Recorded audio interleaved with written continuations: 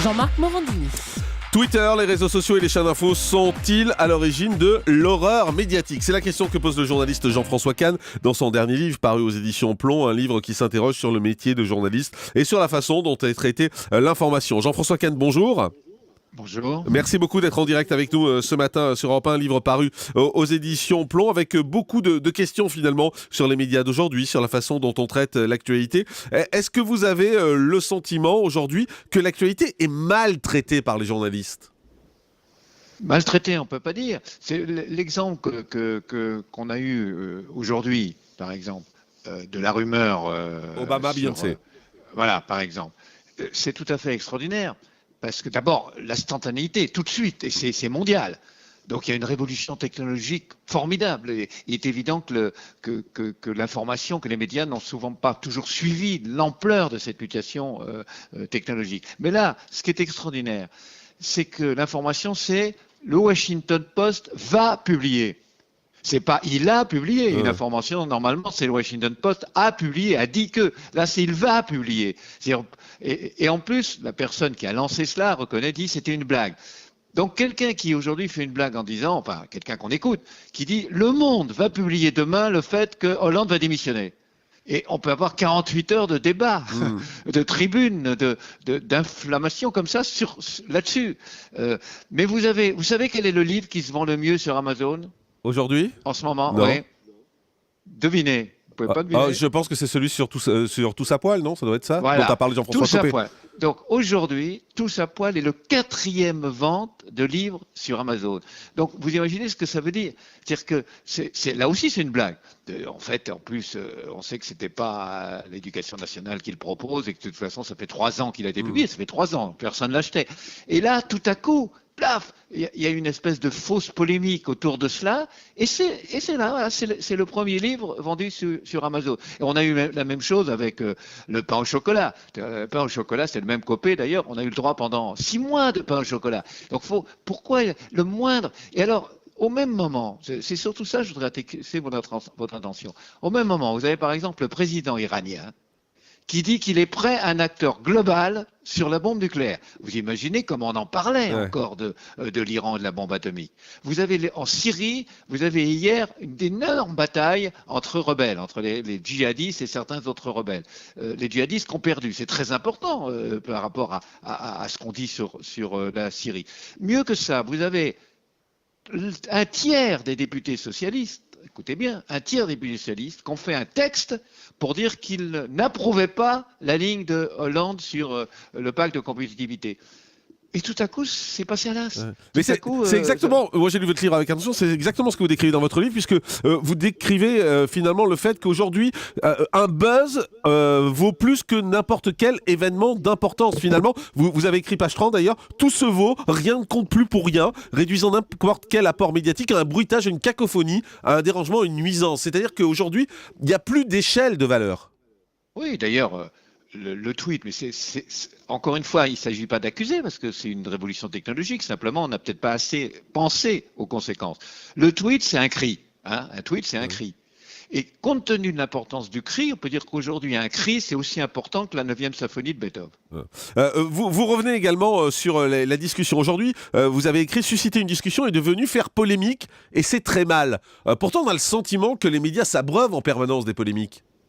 Oui, moi, à mon avis, il y a une raison. C'est qu'avant, oui, il y a quand même encore quelques années, vous aviez comment dirais-je, des confrontations d'opinions, des confrontations d'alternatives. C'est-à-dire, il y avait des républicains, il y avait des monarchies, il y avait des cléricaux, des anticléricaux, il y avait des libéraux, il y avait des socialistes, etc. Aujourd'hui, au niveau médiatique, au moins, il y a une certaine uniformisation. Le plus bel exemple, c'est justement la conférence de presse de Hollande, c'est-à-dire un changement de direction. Quasiment tous les médias ont dit c'est une bonne direction. Il a raison. Sur un point, c'est quand même fondamental, qui est économique, social, donc une espèce d'uniformité. Il a raison. Du même coup, la confrontation se fait autre chose. puisqu'elle se fait plus sur ces grands problèmes qui mobilisaient l'opinion avant, elle se fait en effet sur une rumeur, elle se fait sur un mot de trop, elle se fait sur une petite phrase. Voilà, je crois que c'est ça aussi qui se passe. Et Jean-François Kahn, vous revenez dans votre livre L'horreur médiatique qui est paru chez Plomb, vous revenez également sur une affaire qu'on a tous vécue, qui est l'affaire Leonarda. Et ça m'intéresse parce que vous dites, voilà, l'affaire Leonarda, c'est le Titanic des médias. Expliquez-nous pourquoi. Parce qu'il n'y a pas d'affaire Leonarda. Quand vous y réfléchissez avec le recul, là, je crois que tout le monde sera d'accord, il n'y a pas d'affaire Leonarda. Il y a une famille rome qui est dans l'illégalité, qui s'est introduite en France illégalement. Il y a eu des recours, et on a refusé le recours. Donc c'est la 21e ou 23e, millième famille qu'on renvoie chez elle parce que, encore une fois, c'est l'immigration illégale. Très bien. Il se trouve que pour pas séparer la famille, il y en a une qu'il faut faire sortir du car. C'est d'ailleurs des gens partisans d'elle qui ont demandé qu'on l'abandonne. Et vous vous rappelez pendant 4 jours, 5 jours, qu'on a pu parler, qu'on a pu dire que ça rappelait la rave du Veldiv, qu'on a pu dire ça, qu'on a pu dire que c'était comme les nazis sur les juifs, que c'était une chasse aux enfants, et c'est monté pendant 4 jours, on a pu entendre ça. Alors qu'il n'y a pas d'histoire, il n'y a rien. Finalement. Il y a rien, mais il n'y a pas que les journalistes, il y a les politiques aussi, parce que le président de la République est quand même intervenu à la télévision en direct un samedi à 13h pour en parler. Non, mais là, en l'occurrence, dans le cas que vous donnez, c'est très intéressant. C'est les médias qui ont poussé d'une certaine. Alors, il n'était pas obligé de le faire, c'est une erreur énorme.